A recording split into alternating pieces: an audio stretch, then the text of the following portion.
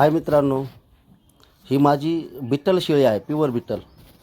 मित्रांनो, शेळीमध्ये विषय असतो दुधाचा. दुधाची शेळी कशी ओळखायची?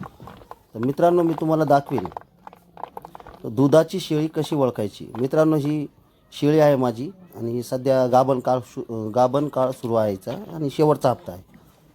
मित्रांनो, ही कधीही शेळी पिल्लांना जन्म देऊ शकते 1-2 दिवसात. मित्रांनो, ह्या शेळीचं बिट्टल शेळीचं वैशिष्ट्य असतं आहे, त्यांना दूध भरपूर असतं. त्यांची पिल्लांची वाढ, वजन वाढ लवकर वाढत असते मित्रांनो. त्याने आपल्याला खूप फायदा होतो. तर मित्रांनो, ही दुधाची शेळी कशी ओळखायची हा विषय आहे.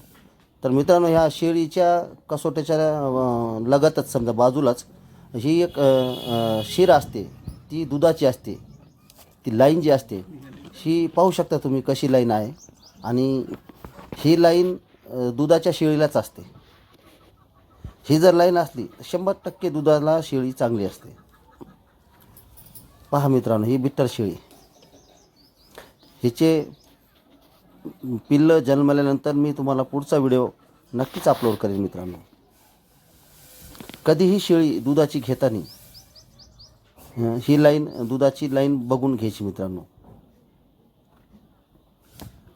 पहा मित्रांनो, बिट्टल शेळी, कान पहा, रोमन नोज पहा, शिंग पहा, लांब शेपटी आहे आणि तिचं बॉडी स्ट्रक्चर पहा.